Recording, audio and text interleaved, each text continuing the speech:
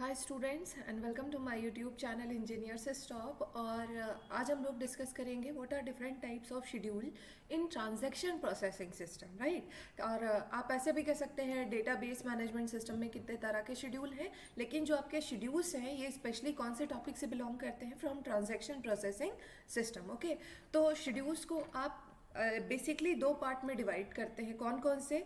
Schedules are divided into two parts, serial schedule and non serial schedule, जिसे आप क्या कहते हैं, कॉन्करेंट शेड्यूल भी कहते हैं। ठीक है, तो आपके पास दो तरह के शेड्यूल हुए, कौन कौन से? Serial and non serial. Non serial को हम कॉन्करेंट शेड्यूल भी कहते हैं, और ये जो नॉन सीरियल शेड्यूल हैं इनको हम अलग अलग तरीके से अलग अलग कैटेगरीज में डिवाइड करते हैं। ठीक है, तो अगर हम सीरियलाइजेबिलिटी के बेसिस पे शेड्यूल्स को चेक करें which are equivalent to some serial schedule, उन्हें हम क्या कहते हैं? serializable schedules which are equivalent to some serial schedule are called serializable, right? Okay, तो सीरियलाइजेबिलिटी के बेसिस पे हम दो तरह के शेड्यूल्स को प्रपोज करेंगे। ठीक है, एक है कन्फ्लिक्ट सीरियलाइजेबल एंड दूसरा है view serialisable. Okay, conflict serialisable के बारे में मैंने ऑलरेडी एक्सप्लेन किया हुआ है, कैसे चेक करते हैं। व्यू सीरियलाइजेबिलिटी अगर आपको जानना होगा तो आप कमेंट करके बताइएगा। फाइन, उसके बाद नेक्स्ट हमारा आता है जो नॉन सीरियलाइजेबल शेड्यूल होते हैं, उनको हम फर्दर दो पार्ट्स में डिवाइड करते हैं। कौन कौन से? Recoverable and non recoverable. ठीक है, एंड और ऐसे भी कह सकते हैं कि सीरियलाइजेबिलिटी के बेसिस पे हमारे पास ये शेड्यूल्स है, और अगर हम इसको देखें रिकवरेबिलिटी के बेसिस पे भी कह सकते हैं। गलत नहीं है, पर आपको जो जो पॉपुलर मेथड है या पॉपुलर नेम है ये जानने का, आपसे पूछा जाता है what are different types of schedule on the basis of recoverability. ठीक है, तो ये बहुत कॉमन टर्म है। नॉन सीरियलाइजेबिलिटी के बेसिस पे शेड्यूल नहीं पूछे जाते, आपको रिकवरेबिलिटी के बेसिस पे, मतलब ये बहुत ज़्यादा पॉपुलर टर्म है। रिकवरेबिलिटी के बेसिस पे डिफरेंट टाइप ऑफ शेड्यूल्स क्या है या उनके फीचर्स क्या है इसकी बात होती है। तो रिकवरेबिलिटी के बेसिस पे there are two types of schedule, recoverable and non recoverable, right. Recoverable schedule की बात करें तो इसको हम फर्दर कई पार्ट्स में डिवाइड करते हैं, cascading schedule, cascadeless schedule and strict schedule. ठीक है, तो आज का हमारा जो पर्पस है वो है to understand what are different types of schedule on the basis of recoverability. मतलब हम ये वाले पोर्शन पे आज हम लोग काम करने वाले हैं, डिस्कस करने वाले हैं। अगर इसके पहले जो टॉपिक्स है, जैसे मुझे लगता है कि जो शेड्यूल्स है वो बहुत सिंपल है कि सीरियल एंड नॉन सीरियल, अगर आप सीक्वेंशियल वे में ट्रांजैक्शन का एग्जीक्यूशन हो रहा है तो वो सीरियल शेड्यूल है, पर अगर जो ट्रांजैक्शन के ऑपरेशन है उनके बीच में इंटरलीनिंग हो रही है तो वो कैसे शेड्यूल बन जाते हैं? नॉन सीरियल बन जाते हैं। ठीक है, तो इसीलिए मैंने इसको मेंशन नहीं किया है, but if you want to learn about the differences between serial and non serial तो you can mention in comments. मैं उस पर एक सेपरेट वीडियो ज़रूर प्रिपेयर करूँगी। तो आज हम लोग चलते हैं कि देखते हैं what are different types of schedule on the basis of recoverability. Fine, okay, so let's start. One second, थोड़ा सा मैं इसको सेट कर लूँ। ओके, पहले समझिए कि what are different type of schedule on the basis of recoverability. तो हमने बात कर ली उसके बारे में। ठीक है, तो सबसे पहले we will start from the irrecoverable schedule. ऐसे शेड्यूल जिसको आप रिकवर नहीं कर सकते हैं वो कैसे हैं? इररिकवरेबल। अच्छा, इसको आइडेंटिफाई कैसे करेंगे? ठीक है, तो आइडेंटिफाई करने का तरीका मैं एग्जाम्पल से समझाऊंगी, उसके बाद डेफिनेशन आपको खुद समझ में आ जाएगी। ठीक है, एग्जाम्पल आपके सामने है। देखिए, सबसे पहले देखिए स्टार्ट कौन कर रहा है? दो ट्रांजैक्शन है। ठीक है, और सबसे पहले स्टार्ट कहाँ से हो रहा है? फ्रॉम ट्रांजैक्शन T1 से। T1 ने क्या किया? एक डेटा आइटम है A, इसको रीड किया। ठीक है, मान लो इसने रीड किया 100 और इसके बाद इसको राइट किया, मान लो इसने राइट किया 120। ठीक है, इसके बाद जो ट्रांजैक्शन T2 है वो आया, उसने वैल्यू को रीड किया और इसने क्या रीड करा? क्योंकि ये वैल्यू राइट हो चुकी है तो इसने रीड करा 120। एंड जब भी हम किसी भी अनकमिटेड ट्रांजैक्शन की वैल्यू को, मतलब अनकमिटेड ट्रांजैक्शन की राइट की हुई वैल्यू को रीड करते हैं तो उसे हम क्या कहते हैं? Dirty read. ये एक प्रॉब्लम है, क्या? Dirty read. ठीक है, कॉन्करेंसी से रिलेटेड जो प्रॉब्लम्स होती हैं उनमें एक बहुत पॉपुलर है डर्टी रीड प्रॉब्लम। ठीक है, ओके, तो इन्होंने रीड किया 120 और इसके बाद इन्होंने राइट किया, मान लो इन्होंने राइट कर दिया +20 करा तो ये बन गया 140 और इसके बाद ये कमिट कर गए। ठीक है, अच्छा, ट्रांजैक्शन, ये जो T2 था ये कमिट कर गया बिफोर द ट्रांजैक्शन T1, ठीक है। अच्छा, जब ये कमिट कर गए उसके बाद इन्होंने रोल बैक करा, ठीक है। और हम क्या कहते हैं, हमारा जो ट्रांजैक्शन का ड्यूरेबिलिटी फीचर है वो कहता है कि एक बार जो वैल्यू आपने कमिट कर दी, ठीक है, जो ट्रांजैक्शन कमिट कर दे तो उसकी लिखी हुई वैल्यूज को आप कभी भी पीछे नहीं ले जा सकते, आप रोल बैक नहीं कर सकते या उसको कभी चेंज नहीं कर सकते, वो हमेशा के लिए परमानेंट हो जाएगा। अब इनके हिसाब से इन्होंने 20 ऐड करा, ये क्या परमानेंट कर दिया इन्होंने 140, ठीक है। जबकि ये जो आपका ट्रांजैक्शन था ये फेल हो गया और क्या हो रहा है, रोल बैक, ठीक। तो सही वैल्यू होनी चाहिए थी 120, ठीक है, लेकिन इन्होंने किस वैल्यू को फिक्स करा 140। तो ऐसे केस में जो रिकवरी है वो इम्पॉसिबल हो जाती है, हम ऐसे शेड्यूल्स को रिकवर नहीं कर सकते। अच्छा, अब इसको पहचानने का तरीका क्या है भाई, कैसे आप डिफाइन करेंगे कि शेड्यूल रिकवरेबल है या इरिकवरेबल। तो इरिकवरेबल की बात करें, देखिए शुरू किसने किया था, ट्रांजैक्शन T1 ने, ठीक है। जो ट्रांजैक्शन पहले राइट कर रहा है, ठीक है, उसके कमिट होने के पहले अगर दूसरा ट्रांजैक्शन जो इसकी राइट की हुई वैल्यू को रीड कर रहा था, अगर ये कमिट कर जाता है तो ऐसे शेड्यूल को हम किस तरह का शेड्यूल कहते हैं, इररिकवरेबल। मतलब सही तरीका ये है कि जिसने पहले राइट करा, ठीक है, वो पहले कमिट करें और जो बाद में रीड और राइट परफॉर्म कर रहा है वो बाद में कमिट करें, अगर हम सिंपल टर्म में इसको समझें, ठीक है। तो let's read the definition. I hope आपको क्लियर हुआ होगा एग्जांपल से कि हम रिकवर क्यों नहीं कर पा रहे हैं।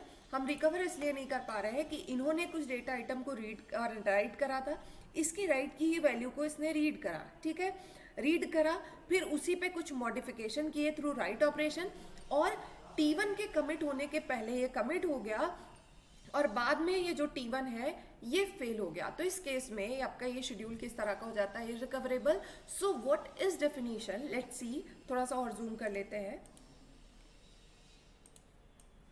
Definition is a transaction performs a dirty read operation from an uncommitted transaction, ठीक है, and commits before the transaction from which it has read the value, then such a schedule is known as irrecoverable schedule। वही सारे points हैं जो हमने अभी अभी आपसे शेयर करे हुए हैं कि जो ट्रांजैक्शन की वैल्यू, जिस ट्रांजैक्शन की लिखी हुई वैल्यू को आप रीड कर रहे हैं, जिसके बेसिस पे आप अपना ऑपरेशन परफॉर्म कर रहे हैं, उसके कमिट होने के पहले अगर आप खुद कमिट कर जाते हैं तो इसे आप क्या कहेंगे, इररिकवरेबल शेड्यूल। सो यहाँ पे यही सारी चीज़ें डिफाइन की गई हैं जो मैंने अभी आपको एक्सप्लेन कर दी। सबसे पहले T2 ने डर्टी रीड ऑपरेशन परफॉर्म करा और T2 T1 के पहले कमिट कर गया और उसके बाद T1 आपका फेल हो गया और उसके बाद ये रोल बैक कर गया, ठीक है। The value that T2 read now stands to be incorrect, ठीक है। अब जो T2 ने वैल्यू लिख दी है वो इनकरेक्ट है और हम रिकवर नहीं कर सकते क्योंकि ये ऑलरेडी कमिट कर चुका है, क्योंकि ड्यूरेबिलिटी फीचर कहता है कमिट करने के बाद आप वैल्यूज को रोल बैक नहीं करेंगे, ठीक है। So this is about the irrecoverable schedule. So let me tell you कि अगर आप इसी शेड्यूल को अगर आप रिकवरेबल बनाना चाहते हैं तो मेरे ख्याल से आप गेस कर सकते हैं कि जिस ट्रांजैक्शन ने पहले अपना ऑपरेशन परफॉर्म करा था वो क्या करे, पहले कमिट करे। और अगर ऐसी स्टेट आती है तो ये वाला कमिट जो है इसको आप तब तक होल्ड पे रखिए, ठीक है। T2 के कमिट ऑपरेशन को तब तक होल्ड पे रखिए जब तक ये वाला जो पहला वाला ट्रांजैक्शन है जिसने इसको राइट किया था, एक ही वैल्यू को मॉडिफाई किया था, ये जब तक कमिट ना हो जाए। तो आइए देखते हैं what is recoverable schedule. Exactly वही है जो मैंने अभी अभी आपको एक्सप्लेन किया। लेट्स सी, सेम एग्जाम्पल है। देखिए एग्जाम्पल में क्या है, इन्होंने रीड करा, राइट करा, ठीक है। इसके बाद यहाँ पे डर्टी रीड ऑपरेशन परफॉर्म हुआ और राइट हुआ, ठीक है।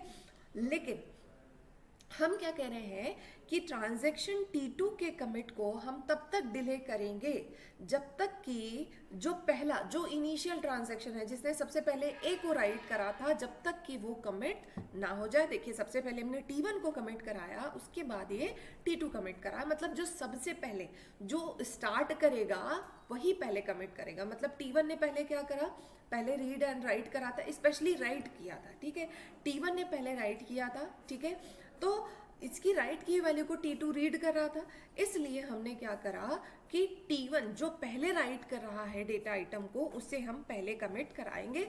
So let's read the definition of what your recoverable schedule. Okay, a transaction performs a dirty read operation from an uncommitted transaction. Okay, ये हमने देख लिया.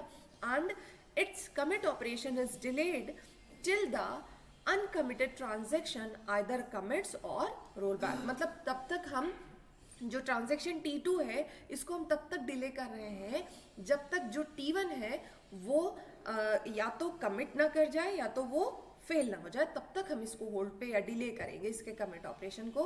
And then such a schedule is known as a recoverable schedule. Okay, here the commit operation of transaction that performs the dirty read is delayed, and this ensures that it still has a chance to recover if the uncommitted transaction fails later. Fine.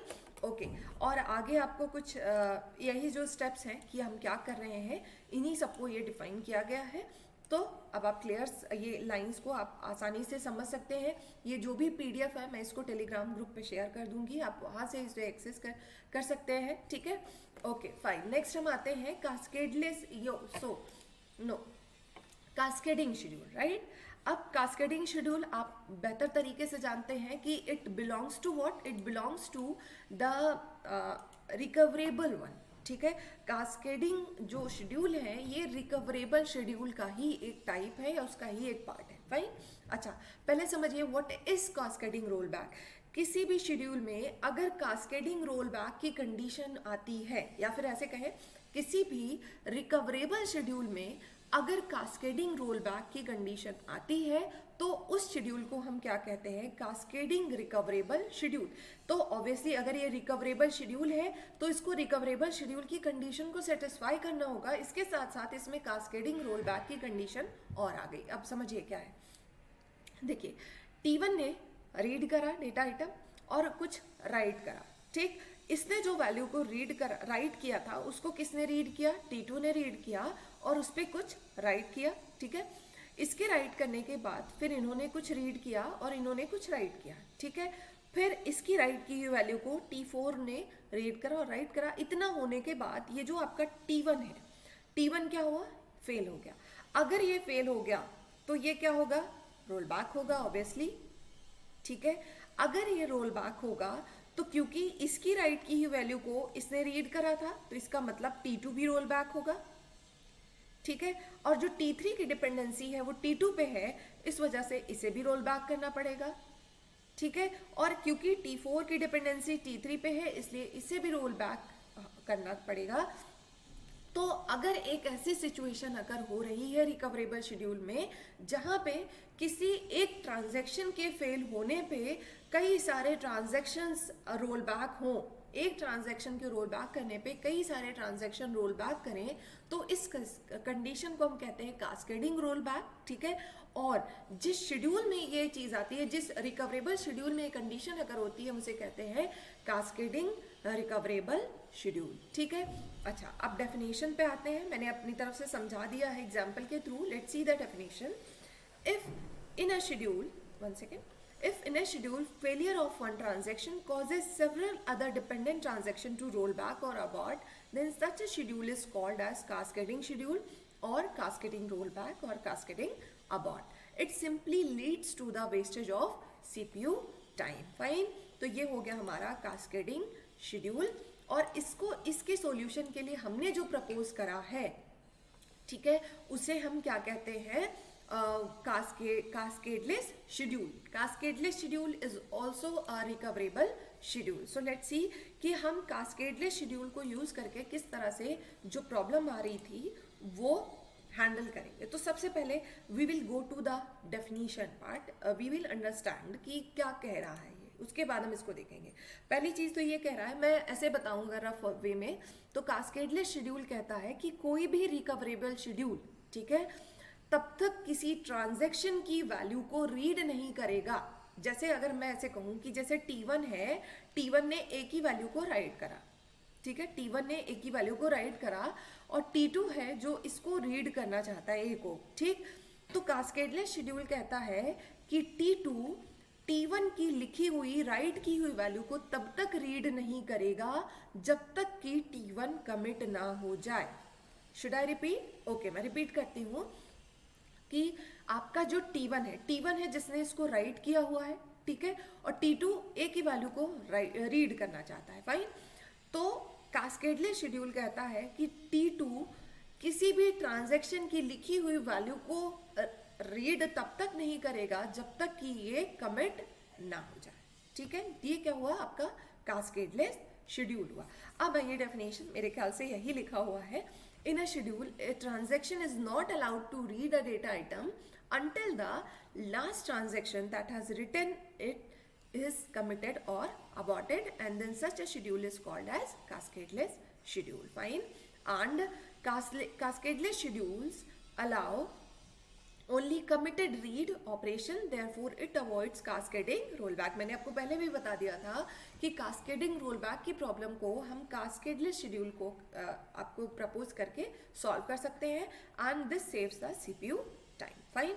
Okay, आगे बढ़ते हैं, इस example को देखते हैं, fine.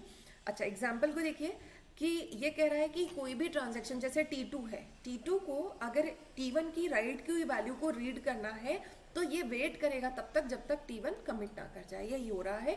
तो इसका मतलब यहाँ से हम डर्टी रीड वाली प्रॉब्लम को हटा दे रहे हैं, डर्टी रीड की प्रॉब्लम हमारी हट जाएगी। देखिए ये वाला रीड ऑपरेशन है, लेकिन इसके पहले ये जो जिसने राइट किया वो कमिट कर चुका है, फिर T2 ने A को राइट करा, और उसके बाद अगर T3 को इसे रीड करना है तो ये तब तक वेट करेगा जब तक कि ये कमिट ना हो जाए। उसके बाद इसने रीड करना स्टार्ट किया और फर्दर ऑपरेशंस को परफॉर्म किया। लेकिन इन्होंने ये तो कहा कि रीड नहीं करेगा, ठीक है। अब अज्यूम करें कि अगर ये ट्रांजैक्शन इसने कमिट नहीं किया, ठीक, और ये इसको बिना रीड किए राइट के बाद राइट को परफॉर्म कर सकता है कास्केडलेस शेड्यूल, ठीक है। मतलब राइट आफ्टर राइट या ब्लाइंड राइट वाली जो प्रॉब्लम है वो आपका कास्केडलेस शेड्यूल में मिल सकती है। तो आगे के पॉइंट्स हम लोग देख लेते हैं। कास्केडलेस schedule allows only committed read operations, okay, however it allows uncommitted write operation, जो मैंने ऑलरेडी आपको एक्सप्लेन करके रखा हुआ है। आगे देखिए, एंड ये है आपका एग्जाम्पल कि ये देखिए रीड हुआ, इसने राइट करा, लेकिन इसने कमिट नहीं किया था, इसके बावजूद ये इस पे राइट ऑपरेशन परफॉर्म कर सकता है। तो ये क्या है? अनकमिटेड राइट, और ये प्रॉब्लम कास्केडलेस शेड्यूल में आपको मिलेगी, ठीक। And now last but not the least is strict schedule, ठीक है। ये जो राइट आफ्टर राइट या फिर जो आपका ब्लाइंड राइट वाला प्रॉब्लम है, ये आपका स्ट्रिक्ट शेड्यूल हटा देगा। देखिए कैसे, ओके, फाइन। तो देखिए ये क्या कहता है, अब थोड़ा सा ये स्ट्रिक्ट, नाम से ही स्ट्रिक्ट है, तो अब इसके अगर डेफिनेशन की बात करें तो this is very similar to cascadeless schedule. Cascadeless schedule क्या कह रहा था कि किसी भी ट्रांजैक्शन की राइट की हुई वैल्यू को अगला ट्रांजैक्शन तब तक रीड नहीं करेगा जब तक राइट करने वाला ट्रांजैक्शन कमिट ना कर जाए, यही था कास्केडलेस। अब स्ट्रिक्ट शेड्यूल क्या कहता है, किसी भी राइट की हुई वैल्यू को, ठीक है, कोई भी अगला ट्रांजैक्शन ना ही रीड करेगा और ना ही राइट करेगा जब तक राइट करने वाला ट्रांजैक्शन कमिट ना हो जाए या अबॉर्ट ना हो जाए। जहां जहां मैंने कमिट की बात करी है, कमिट या अबॉर्ट आप दोनों समझिएगा, ठीक है। So if in a schedule a transaction is neither allowed to read nor write a data item until the last transaction that has written it is committed or aborted, then such a schedule is called a strict schedule. I repeat कि जैसे ये T2 transaction है, ये तब तक ना ही read करेगा ए की बात हो रही है क्योंकि T1 ने ए को राइट किया हुआ है, ठीक है। तो इस राइट की हुई वैल्यू को T1 ना ही रीड करेगा और ना ए पे राइट करेगा जब तक कि T1 आपका कमिट ना कर जाए। तो ऐसे शेड्यूल को हम क्या कहते हैं? Strict schedule. और आप इसको ऐसा समझिए, स्ट्रिक्ट शेड्यूल कहीं ना कहीं एक सीरियल शेड्यूल में कन्वर्ट हो जाता है, ठीक है। So strict schedule allows only committed read and write operation, मतलब committed read and committed write operations, and clearly strict schedule implement more restrictions than cascadeless schedule, and few more points related to strict schedule are, ये आप diagram याद रखिएगा, इससे आपको बहुत help होगी। आप इसको ऐसे समझिए, अगर कोई भी शेड्यूल आपका स्ट्रिक्ट है ठीक है। अगर स्ट्रिक्ट है तो वो कास्केडलेस भी होगा और रिकवरेबल भी होगा, ठीक है। और अगर कोई शेड्यूल आपका कास्केडलेस है, ठीक है, तो उसे आप स्ट्रिक्ट नहीं कह सकते, पर उसे आप रिकवरेबल कह सकते हैं। और इसी तरह अगर किसी शेड्यूल को रिकवरेबल कह रहे हो, ठीक है, तो ज़रूरी नहीं है कि वो कास्केडलेस हो या स्ट्रिक्ट हो, ठीक है। So strict schedule are more strict than cascadeless schedule. Okay, all strict schedule are cascadeless schedule and all cascadeless schedule are not strict schedule. ठीक है। So this is all about the different types of schedule. मैंने आपको categorization करके बताया है, I hope आपको clear हुआ होगा। We started with the basic categorization of the schedules, ठीक है। रिकवरेबल नहीं, हमने serial and non serial. Non serial में सीरियलाइजेबिलिटी के बेसिस पे आपके पास दो शेड्यूल्स हैं, एक है कौन सा view serialisable and conflict serialisable, दूसरा रिकवरेबिलिटी के बेसिस पे जो हमने आज डिस्कस करे हुए हैं। अगर आपको शेड्यूल से रिलेटेड कोई इशू है, कुछ आप क्वेश्चन पूछना चाहते हैं तो आप कमेंट करके पूछिएगा। और अगर आपको वीडियो पसंद आए तो आप मेरे चैनल को सब्सक्राइब करिएगा, बेल आइकन को ज़रूर प्रेस करिएगा ताकि आपको फर्दर जो वीडियोज़ आएंगी उनकी नोटिफिकेशन मिलते रहें। Thank you guys, thank you for watching. Keep watching my videos. Please support me. Thank you. Bye bye. Take care.